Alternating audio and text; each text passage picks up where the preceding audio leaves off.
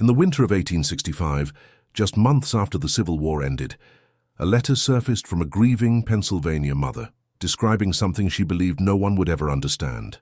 Tucked inside was a single line that historians still debate.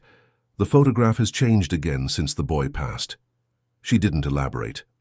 She didn't try to persuade. She simply recorded it, as plainly as one might note a shift in weather or the passing of a season. And yet that one sentence became the earliest trace of a mystery that would follow one family for nearly half a century. The photograph she referred to was an ordinary album and print, taken by a traveling portrait maker who worked along the rural roads of Cumberland County. The image showed the Halloran family, father, mother, and 4 children, standing outside their small farmhouse in the fading light of late autumn. On the surface, it was the kind of picture thousands of families posed for in the years after the war, a way of capturing a fragile moment of togetherness before disease. Poverty or sheer circumstance could pull them apart. But what made the Halloran portrait different was not what it showed, but what people later insisted it no longer showed. Across letters, diaries, and local testimonies spanning 40 years, descriptions of the photograph never matched. One neighbor claimed the eldest daughter's face appeared hardened after her death. A cousin swore the father's figure softened into the background the year he passed. Others recalled shifts in shadow, posture, or clarity, details so specific that they raised more questions than accusations of superstition ever could. Yet not a single surviving document suggests the photograph was retouched, altered, or even removed from its heavy wooden frame. In 1908, when historian Albert Marlowe examined what was believed to be the final version of the portrait, he wrote that it was an object of grief, not superstition, suggesting that what people saw reflected their wounds more than the photograph itself. Still, one unsettling detail lingers. A coroner's report from 1873 contains a margin note in an unknown hand, only 3 words long, "Image altered again," and for many, that quiet annotation became harder to dismiss than the legend itself. Cumberland County, Pennsylvania sits among low ridges and patchwork farms a few hours west of Philadelphia. Between 1865 and 1908, the region felt the aftershocks of a divided nation. Men returning from war, households rearranged by loss, seasonal labor that emptied some homesteads and filled others, and waves of illness that moved quickly through crowded rooms. Surviving public records, federal census returns, probate inventories, and a township tax ledger place one family, the Hallorans, firmly in that landscape and in that era. The Hallorans appear plainly in the paperwork. The 1865 tax ledger and the federal census list 6 residents at their farmhouse: Thomas Halloran, his wife Mary, and 4 children, ages recorded by the clerk. Probate inventories compiled after deaths in the household itemize furniture, kitchenware, and explicitly list a framed family portrait among the heirlooms. These administrative notations are small technical details, but they anchor the portrait in the real world. The image was a recorded possession, a tracked across estate inventories and local accounts. Photography in the mid-19th century was both technical and social practice. Album and prints, made by coating paper with egg white and silver salts, provided pleasing tonal range but remained chemically vulnerable to light and moisture. The wet plate collodion process required long exposures and a careful hand. Even a slight movement blurred a sitter's features. Photographers were often itinerant craftsmen who advertised in county newspapers, set up near law offices or general stores, and worked quickly to meet local demand. In short, a family image was a crafted object susceptible to both human intention and chemical decay. The Halloran portrait is attributed in period notices to Jonah K. Whistler, an itinerant photographer recorded in regional advertisements between 1864 and 1869. Only 3 prints tied to Whistler survive in the collections at Dickinson College, and those prints display a recognizably consistent hand. Formal poses, a compositional focus on eyes and faces, and deep-shadowed backgrounds. Those surviving works provide the technical baseline against which later descriptions of the Halloran image are measured. Yet early letters, diaries, and neighbor testimonies describe the Halloran photograph differently. Witnesses across decades report changes in clarity and tone, figures becoming less present, faces described as softened or hardened after deaths in the family. Between 1865 and 1908, as members of the household died one by one, these written observations trace an unsettling correspondence. Each death is followed by a fresh description of the same framed image. This documentary will follow those ledgers, prints, advertisements, and probate lists, an investigation both forensic and humane, seeking to understand how an ordinary family likeness became a contested object between memory and materiality. We begin not with ghosts but with paper, ink, and witnesses whose words endure still. The earliest surviving reference to anything unusual in the Halloran family portrait appears in a diary entry dated March 1867. The handwriting is deliberate and steady, belonging to Mary Halloran, who had buried her youngest child only 2 weeks earlier. In a short, unadorned line, she wrote that she noticed a strange absence in the family photograph hanging in the front room. She did not explain what she meant by absence. She did not describe a change or a flaw.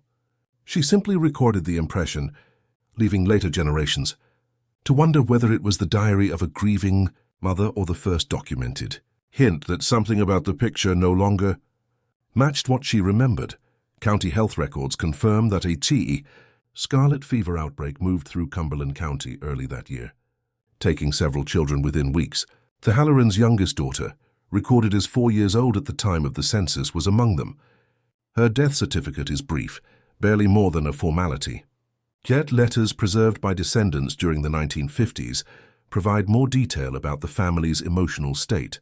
One letter from an aunt mentions that the child's face in the photograph appeared softened after her burial, as if the clarity of the print had changed without obvious smudging or damage.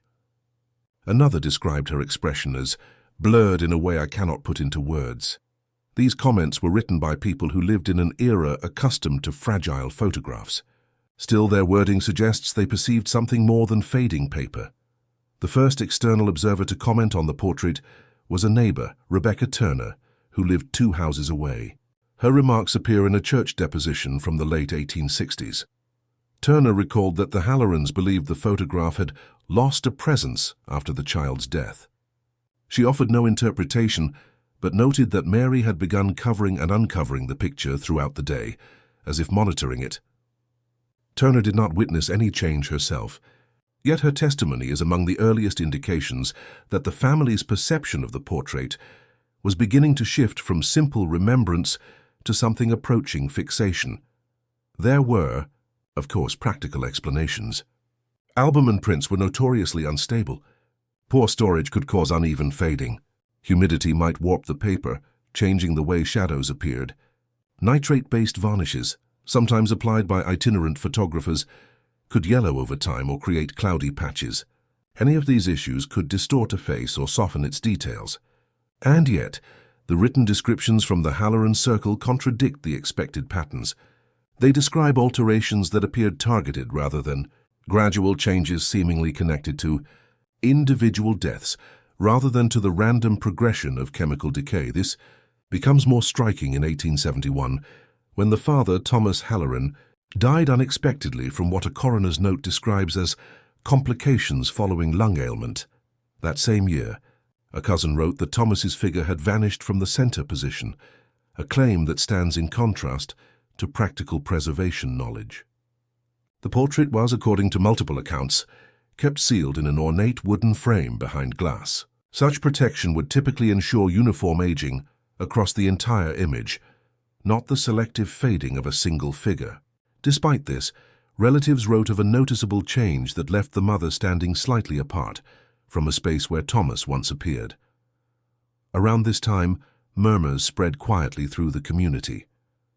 People speculated that the family's grief had imprinted itself onto the photograph, altering the way they interpreted the features. Others suggested the portrait served as a reminder of decisions, regrets, or secrets that weighed heavily on those who looked at it. These whispers did not claim the photograph was supernatural. Instead, they implied that the Hallorans saw themselves reflected in it, an evolving mirror rather than a still image. By the early 1870s, references to checking the image appear routinely in family letters. Some members admitted to examining it after every illness or misfortune, as if expecting it to confirm their fears. This growing preoccupation culminated in 1873, when a local pastor attempted the first known verification. He photographed the framed print in hopes of preserving a stable version for comparison. That copy, however, has not survived, leaving only the record of the attempt and the lingering question of what he hoped to capture before the picture changed again. The deeper investigation into the Halloran portrait begins not with rumor, but with an overlooked entry in the Pennsylvania State Archives. Filed among probate documents from 1884, a year marked by the passing of Mary Halloran, is a carefully written inventory of her household belongings.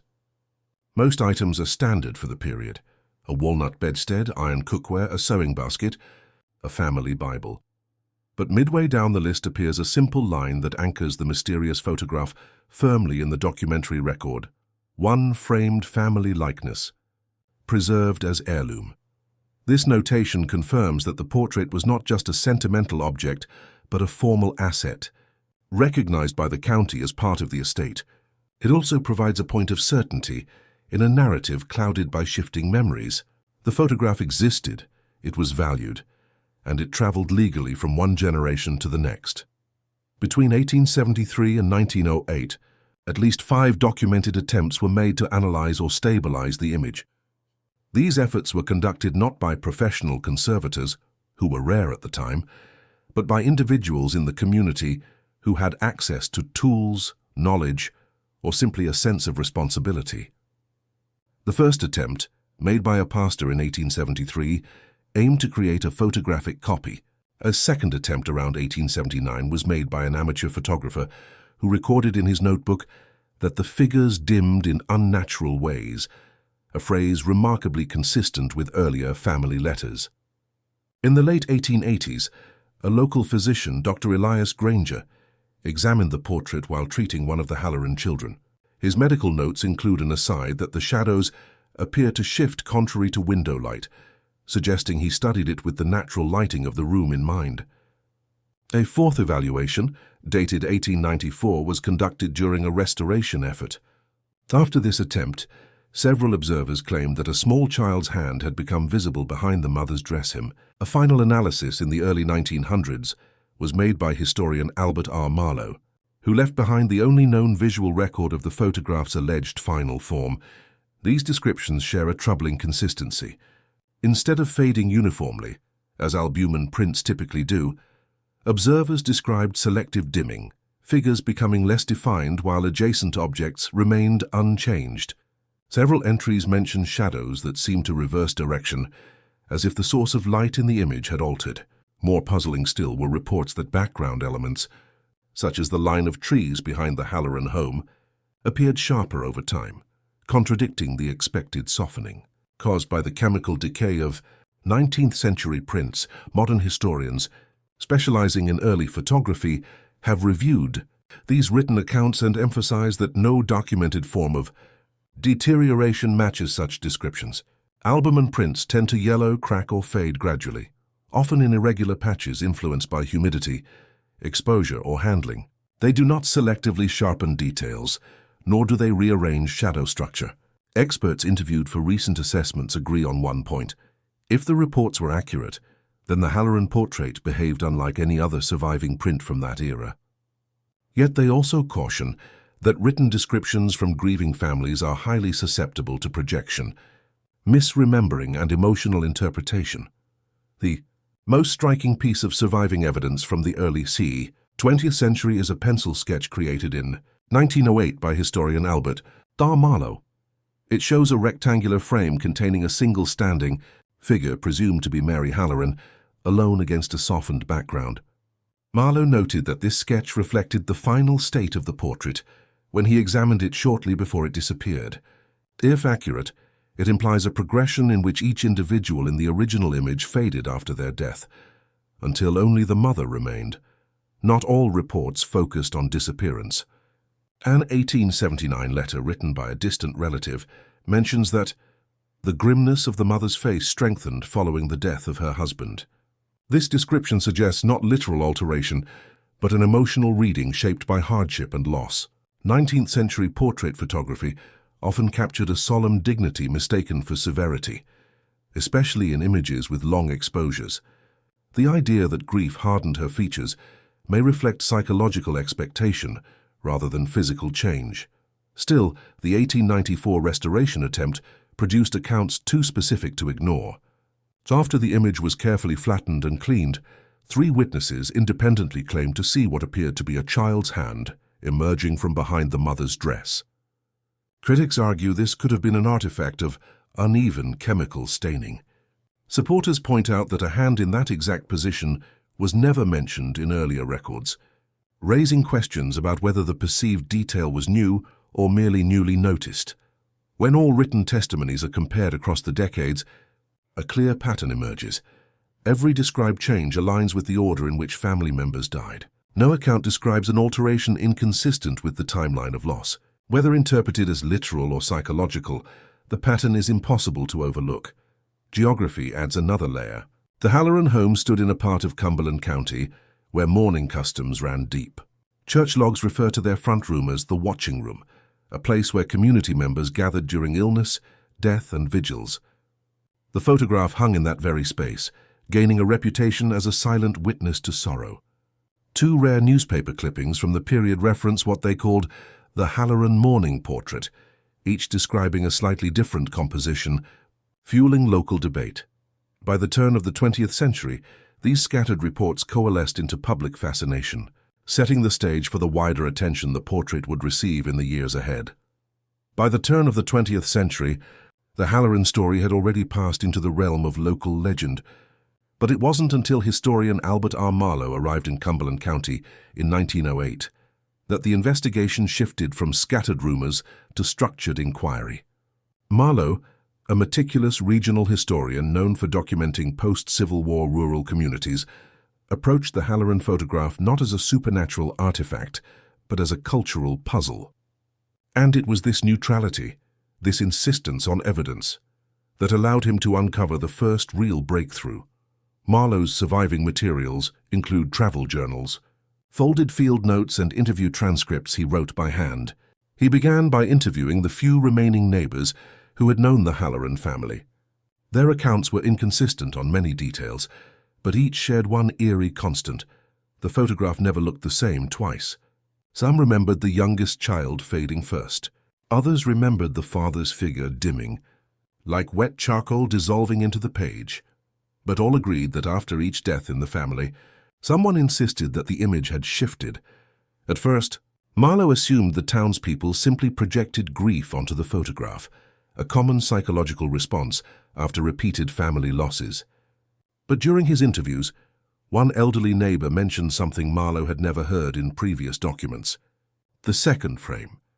She explained that the Halloran attic contained a small storage compartment built into the wall, sealed with a wooden panel. Inside, she said, the family once kept the first picture, the full one, the one before it changed. Intrigued, Marlowe gained access to the abandoned Halloran home. His journals describe prying open the attic panel, brushing away dust-laden cobwebs, and retrieving a thin, early-style wooden frame wrapped in cloth. Inside, he found what looked like a severely degraded albumen print, its surface cracked, its contrast uneven, its edges fraying from age. But even in this damaged state, one detail was unmistakable. There were 6 distinct figures, posed stiffly as described in early letters and tax ledger annotations. Until this discovery, every account of the Halloran photograph came from memories, rumors, and scattered descriptions. Marlowe's find was the first tangible confirmation that a complete version had indeed existed. The revelation posed a troubling contradiction. If natural deterioration caused the fading and disappearance of individual figures, how could multiple observers across decades describe identical changes occurring in the same sequence as the Halloran family deaths? Chemical fading does not target individuals inside a photograph. Albumen prints deteriorate by staining, yellowing, or generalized loss of sharpness, not selective erasure. Marlowe became obsessed with this anomaly. Over several nights in the Halloran home, he sketched diagrams of the positions the family once occupied in the photograph. His notes show careful measurements, the height of each figure, the angle of their shoulders, the placement of hands resting on laps or at their sides. What startled him was how these sketches aligned with descriptions in letters written decades apart. Even when the writers disagreed on small details, such as clothing fabric or background props, they consistently mentioned the same outlines where figures had once stood. One page in Marlowe's journal stands out from the rest. Its handwriting is jagged, as if written in a moment of emotional strain. It reads, "This is not the presence of figures, but the presence of absence. It is as though the space itself remembers." This line became one of the most cited quotations in later analyses of the Halloran mystery. Historians interpret it not as proof of supernatural activity, but as evidence of how deeply the community internalized the family's tragedies. In a time when illness carved families apart overnight, a single photograph often served as the only surviving witness to the lives lost. It became a vessel for sorrow, a silent participant in the rituals of mourning. People expected the image to reflect their grief, and over generations, they described it as doing exactly that. Yet the most tantalizing element of Marlowe's investigation remains unresolved. Near the end of his 1908 notes, on a page torn at the edges, he wrote, "There is a third version.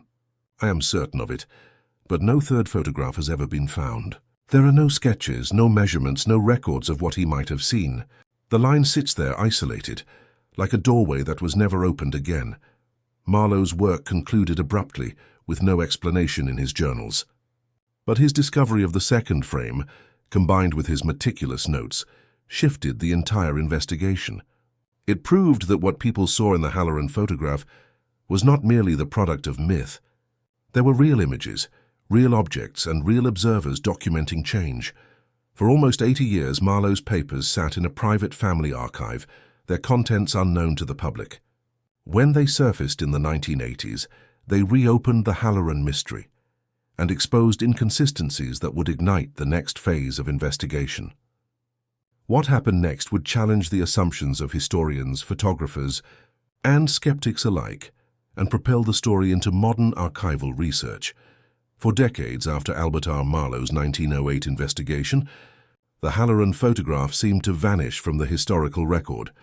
Mentions of it dwindled to footnotes and oral retellings, and many believed the print was lost forever, destroyed, misplaced, or simply absorbed into the dust of the Halloran estate.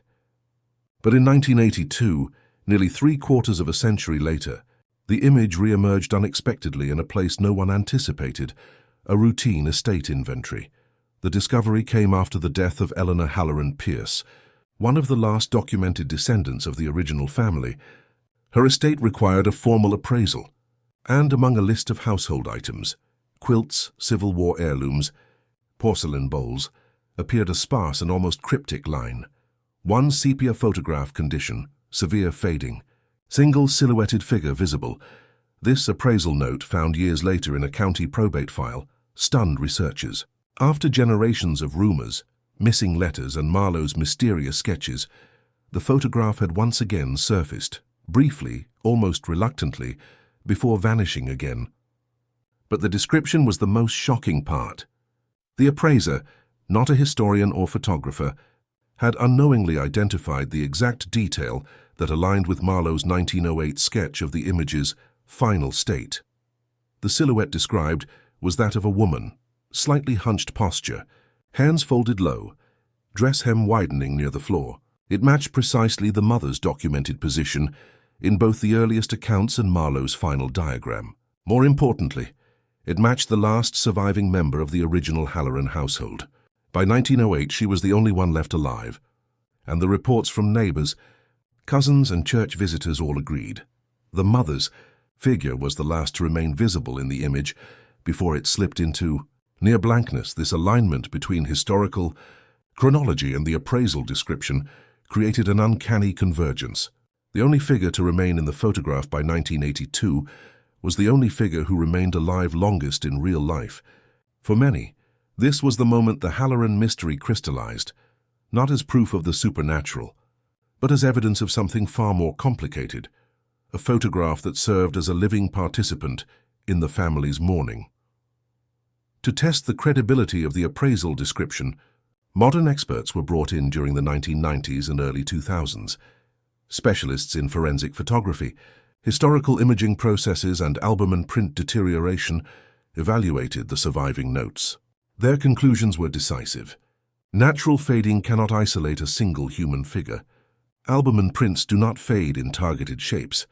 They degrade through broad yellowing, contrast loss, and surface cracking. For one figure to remain while others vanished would require an external, deliberate influence. This prompted a deeper analysis. What physical processes could selectively alter portions of a photograph? The experts identified only a few possibilities, all tied to behavior, not chemistry. Selective exposure to light, such as sunlight or candlelight, can fade albumin layers unevenly. Likewise, oils from repeated touching can erode specific regions of the print. Even objects placed near the surface, frames, charms, prayer candles, can create shadowed zones that protect certain areas while others fade more rapidly. The pattern that emerged from witness accounts across 40 years suddenly made sense.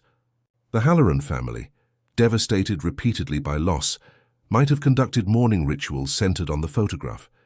They may have touched the mother's face, placed candles near her image, or kept her portion of the print protected while the rest was left exposed on a wall. Over generations, these small repetitive actions could have shaped the photo's deterioration selectively, not through supernatural means, but through human grief.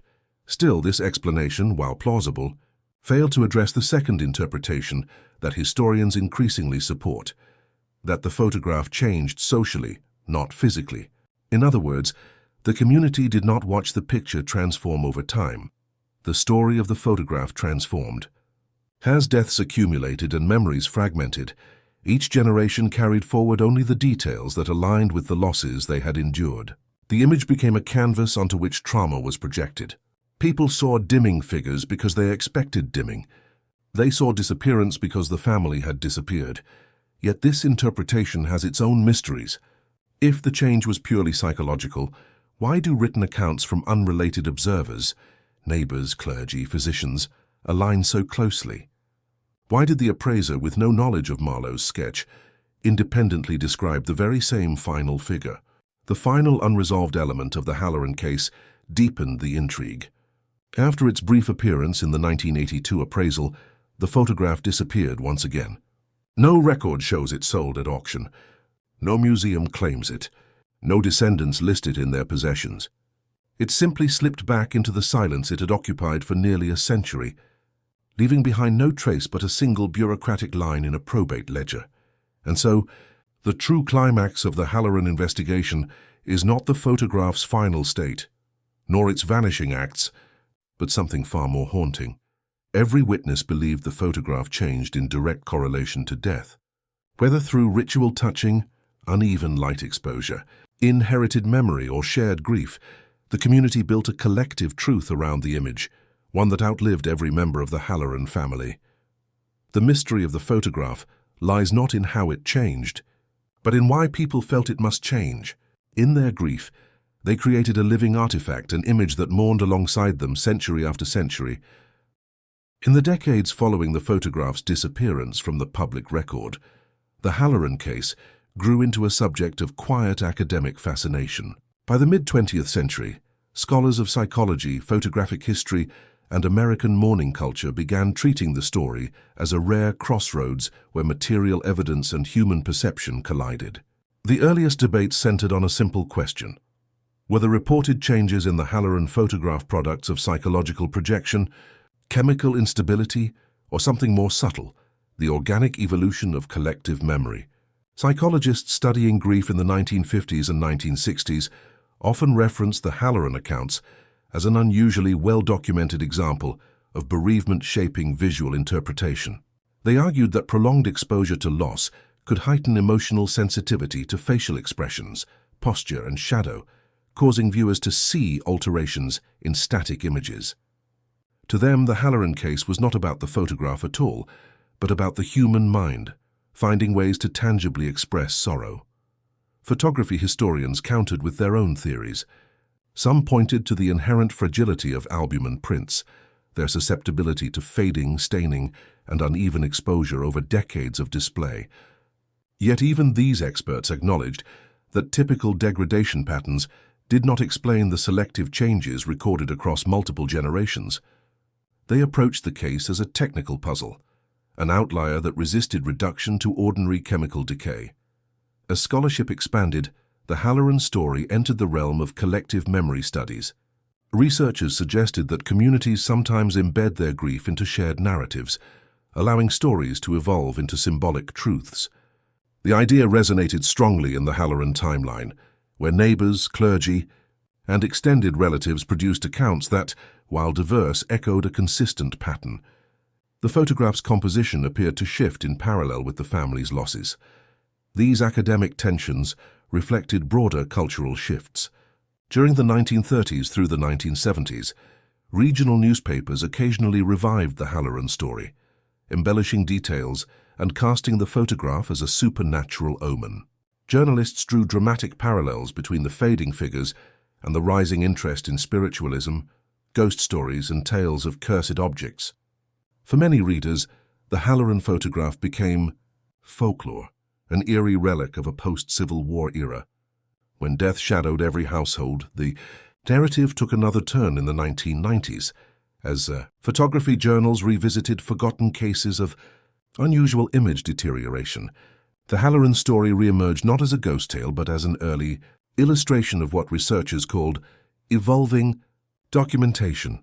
These articles proposed that the image's legacy lay in its role as a dynamic record of emotional history rather than a fixed visual object. Scholars suggested that the changes reflected generations of reinterpretation shaped by mourning rituals, storytelling, and the gradual fading of memory itself. In the modern cultural lens, an age defined by digital photography, constant re-editing, and algorithmic image manipulation, the notion of a physically changing photograph feels more symbolic than supernatural. People today understand instinctively that images evolve as meaning evolves. The Halloran case now stands as a reminder that long before the digital era, communities reshaped their visual history through emotion, belief, and the human need to give form to loss. Yet the story remains unfinished. Archivists, private collectors, and historical societies continue to search for the missing print. Estate sales are monitored. Old trunks from Cumberland County farms are examined. Every few years, a rumor circulates. Someone claims to have seen a sepia portrait matching the Halloran description in an attic or antique shop. None have been verified.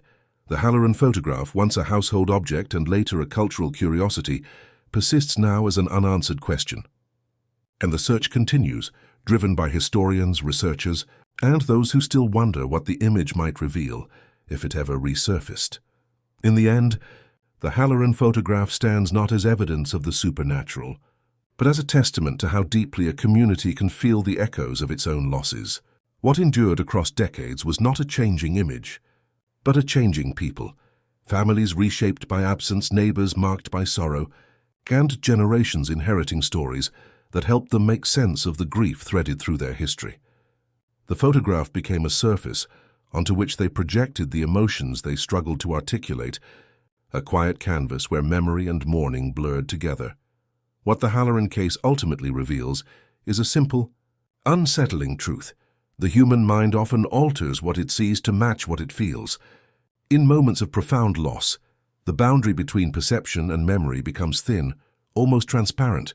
The photograph's supposed transformations mirrored the transformations taking place within those who looked upon it, each death carving a deeper impression into the community's collective understanding of the image. Perhaps that is why the photograph still lingers in local memory, even without a physical trace. It became more than an object. It became a vessel for the stories people needed to tell. Some images do not change because they are haunted, but because we are.